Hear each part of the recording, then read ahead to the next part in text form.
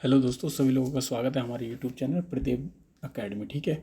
और भाई ये वीडियो इतनी इम्पोर्टेंट है, बहुत ही ज़्यादा इम्पोर्टेंट है। ठीक है, यूपी पीसीएस के हिसाब से बहुत ही ज़्यादा इम्पोर्टेंट है और यूपीएससी के लिए भी बहुत ज़्यादा इम्पोर्टेंट है। ठीक है, भारतीय जो समाज एवं सामाजिक न्याय है, यानी कि बच्चों के और वुमेन के लिए जो भी नए नियम कानून आते हैं, ये हम करंट अफेयर में जोड़ने के बाद ऐसे ही हम छोटे छोटे नोट्स बनाकर आपके पास लाएंगे। ठीक है, तो जितने लोग भी नए चैनल से जुड़े हुए हैं सभी लोग चैनल को सब्सक्राइब कर देना। ठीक है, तो बात करते हैं भारत में आशा कार्यकर्ता का। ठीक है, आशाओं के लिए ये एक बहुत अच्छी मतलब उपलब्धि है कि अपने भारत के अंदर टोटल कितनी है, 10 लाख आशा करता हैं। ठीक है, आशा कार्यकर्ता हैं भारत के अंदर पूरी 10 लाख आशाओं ने क्या किया, WHO ने इनको एक WHO ने क्या है, इनको एक वो दिया। ठीक है, क्या दिया कि ग्लोबल हेल्थ लीडर अवार्ड 2022 जो है ये भारतीय यानी कि भारत की जो आशा कार्यकर्ती हैं इनको ये अवार्ड मिला है। ठीक है, और भारत में आशा कार्यकर्ता जो है ये पद कब से शुरू हुआ, 2005 से शुरू हुआ। ठीक है, 2005 से क्या है ये पद शुरू हुआ। ठीक है, किसने किया, राष्ट्रीय ग्रामीण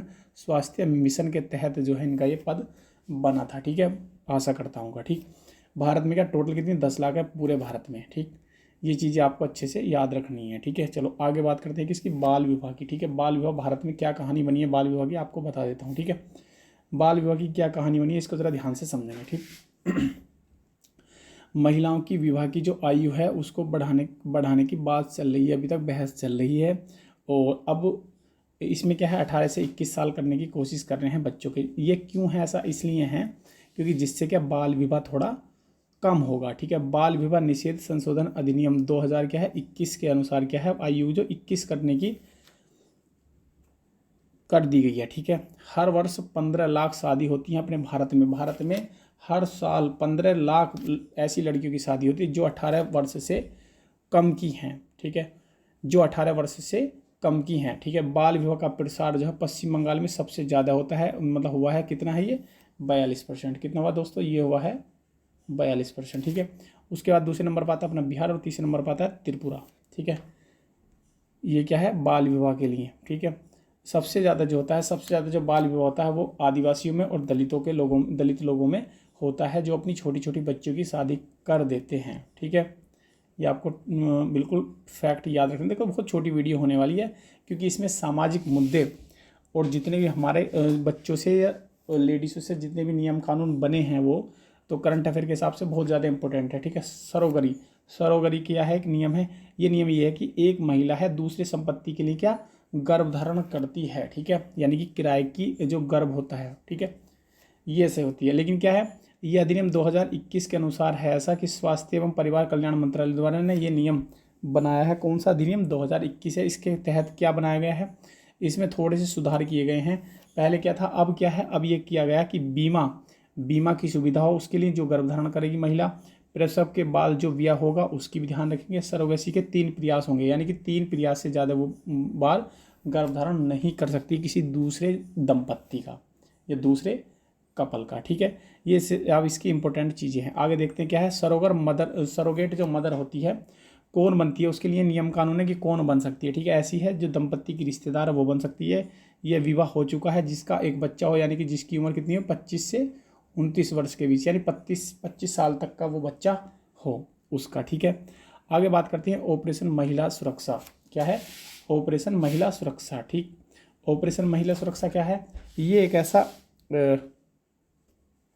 जो ऑपरेशन महिला सुरक्षा था, ये एक रेलवे डिपार्टमेंट में जो आरपीएफ पुलिस होती है, क्या रेलवे प्रोटेक्शन फोर्स होती है। ठीक है, इसमें लोग गलती कर देते हैं, आरपीएफ की फुल फॉर्म नहीं पता, वो सोचते हैं रेलवे पुलिस फोर्स। ठीक है, ऐसा नहीं है, रेलवे प्रोटेक्शन फोर्स होती है।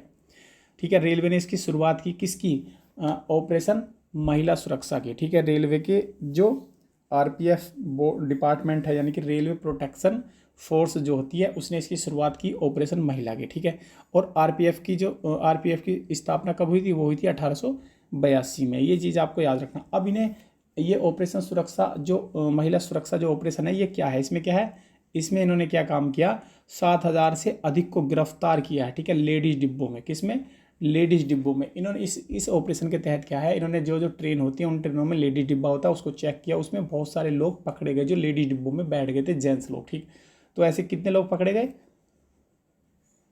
कितने लोग पकड़े गए दोस्तों, ये ऐसे लोग पकड़े गए थे 7,000। ठीक है, कितने लोग पकड़े गए हैं, 7,000 लोग ऐसे हैं जो लेडीज डिब्बों में बैठे हुए पकड़े गए हैं। ठीक है, ये आंकड़े बताते हैं। ठीक है, अब यात्रा में सुरक्षा प्रदान करने के लिए एक पहल और चली गई थी जिसका नाम था मेरी सहेली। ठीक है, ये भी रेलवे डिपार्टमेंट के तहत जो है चलाई गई थी। ठीक है, आगे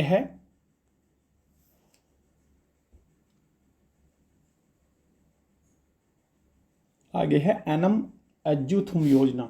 ठीक है, किसने शुरू की, ये शुरू की गई है दोस्तों तमिलनाडु में। ठीक है, इसमें क्या होता है, इसमें यह होता है कि भाई कोविड-19 के दौरान जो था 18 वर्ष से जो कम के छात्र थे उनके बीच में गैप हो गया था, यानी कि खाई बन गई थी। ठीक है, उस खाई को पाटने के लिए बच्चों को शुरू से जो कमज़ोर बच्चे हैं उनको पढ़ाने के लिए, यानी कि उसी प्लेटफॉर्म पे मुख्य धारा में लाने के लिए क्या है, उनको कुछ एक्स्ट्रा मेहनत करनी पड़ेगी टीचर लोगों को। ठीक है, इन्होंने एक लक्ष्य शुरू किया है इस योजना के तहत 2025 तक फंडामेंटल न्यूमेरेसी और लिटरेसी। ठीक है, मूलभूत और संख्यात्मक और ये लिटरेसी, इन चीज़ों पे क्या है वर्क करने का इन्होंने ये योजना बताई है। ठीक है, ये योजना क्या कक्षा 1 से लेकर कक्षा 3 तक के कार्यपुस्तिका वितरण की जाएगी। यूपी स्टेट में भी जो बेसिक के टीचर हैं, ये बेसिक स्कूल है जूनियर प्राइमरी, उनमें यही काम चल रहा है, कार्यपुस्तिका मिल जाती है, संदर्शिका सारी चीज़ें मिल रही हैं।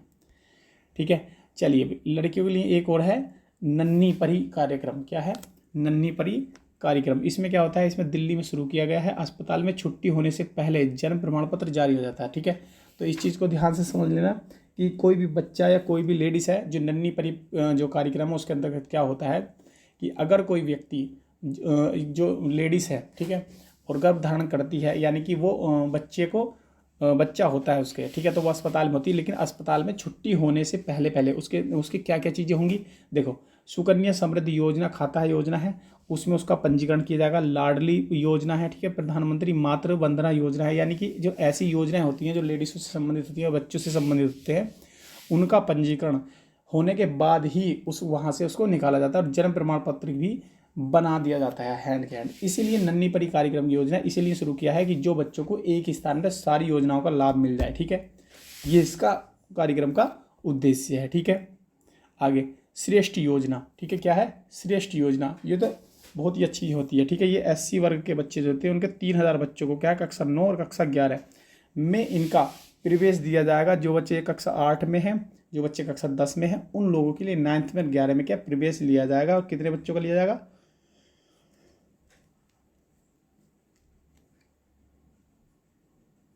3,000 बच्चों का। ठीक है, 3,000 बच्चों का क्या है, और मंत्रालय, यानी कि ये मंत्रालय शिक्षा की पूरी फीस कक्षा 12 की जब तक मतलब कंप्लीट पूरी फीस क्या है फ्री होगी जब तक वो कक्षा 12 पास नहीं कर जाता है। ठीक है, तो ये योजना बहुत ही अच्छी है। इससे क्या होता है, हमारा जो हमारा समाज होता है वो डेवलप होगा।